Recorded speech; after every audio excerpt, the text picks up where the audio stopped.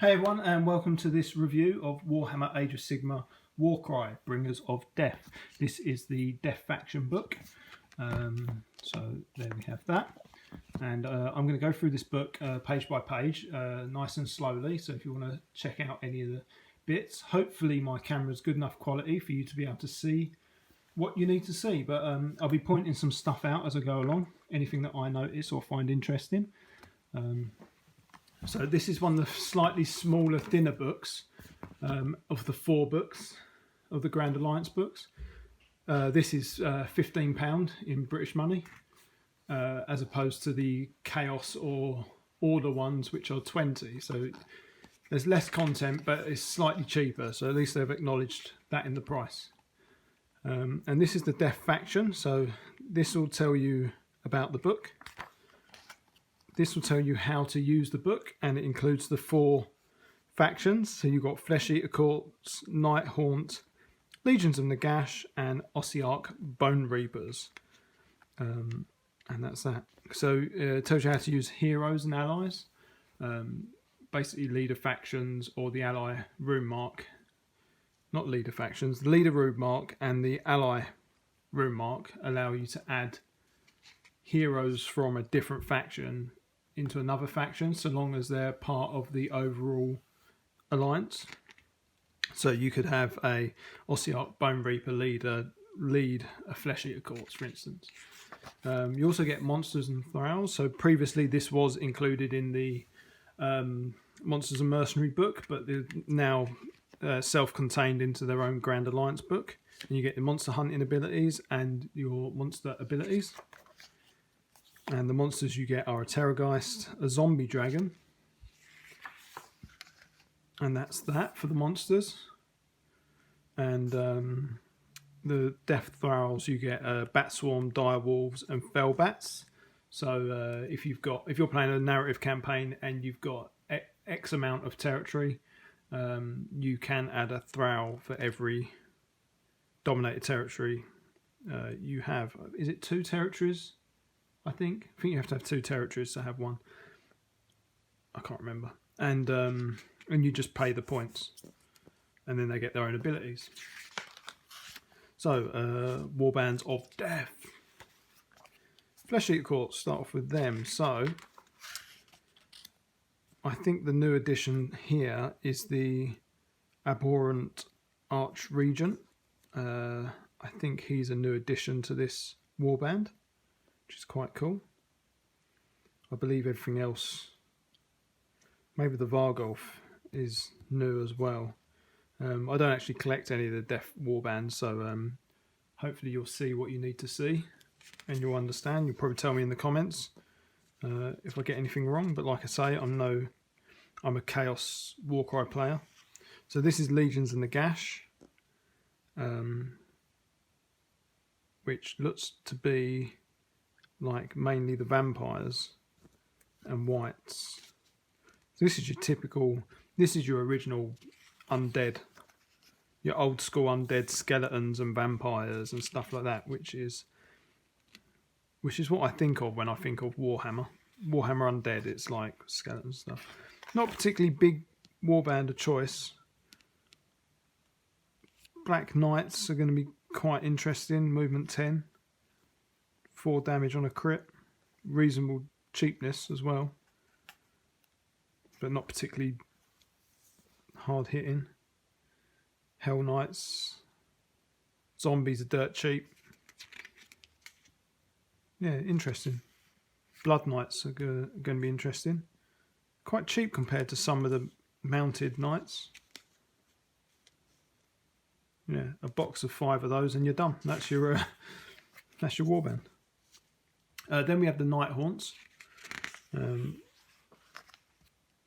which are, you get your Night Haunt fighter abilities and your leader abilities on one page, as per all the other warbands.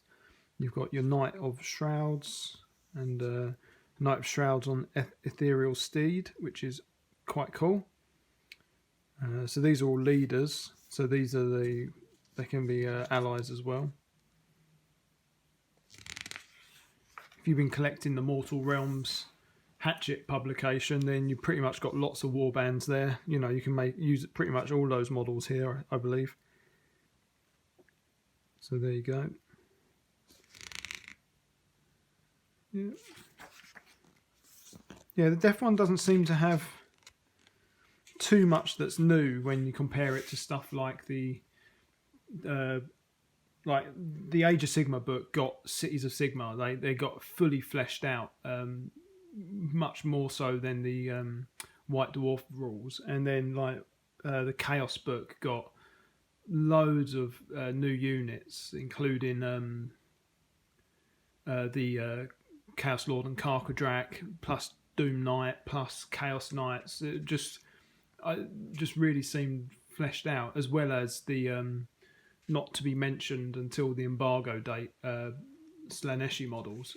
They're in there as well. So yeah, the Chaos and Order definitely seem to be the best two books, I'd say. But this is still really exciting. You've still got all the rules in one place, so if you are a Deaf player, it is going to be useful for you. I'm not sure what Ossiarch Bone Reaper. I believe some of these might be new, but I imagine a lot of these were in the cards already, so it's quite cool. Morghast, 250 points. Very cool. Then you get your background tables, which these are in all the 4 books, and these give you your names, generators, the origins, favoured warrior backgrounds, etc., etc. So you can really add character to your warbands with these. Then you've got the fated quests for the Death faction, and that's these. These use the Warcry Catacombs terrain set, which is a slightly stripped down version of the Warcry starter set terrain set. But you would be able to make these up out of the Warcry starter set, pretty much. So yeah, that's the fated quests. So these are all brand new. They're not reissues of previous ones, so it's all self-contained in this one book. Challenge battles. So here you have these very specific battles, which basically are titanic struggles. They're a challenge for your warband to undertake, but the risks are huge. You can lose territory, but the rewards are huger. So you know you could add a zombie dragon to your warband if you defeat it, stuff like that. So so here you'll see you can either fight a Terrorgeist or a zombie dragon, and you get to add it to your warband. Thieves in the Night, a grave mistake. Here you can see you've got the Gothizar Harvester rules, which is added. The challenger, so that's the Deaf player, also gets to include the Gothizar Harvester as listed below. So if you play this challenge battle, that's your only way of fielding that unit, unless you just play open play and you and your opponent agree it's okay to add it. But for narratives, that's the way you do it. Caged Lightning, that looks like you're facing off against a large 1500 point Stormcast army. Sounds tough. And then here you've got you're taking on a White King, and in the catacombs themselves. And there's your roster. So that's the Warcry faction Death book. Like I said, it's slightly thinner, but it is cheaper. A few little bits and pieces that are new. The fated quests are good. The challenge battles are awesome. So yeah, if you're a Deaf player and you missed out on faction cards, or you already have the cards but you'll want it all in one place, for £15, this is your number one go-to place. Even if you just want some background information on why they're fighting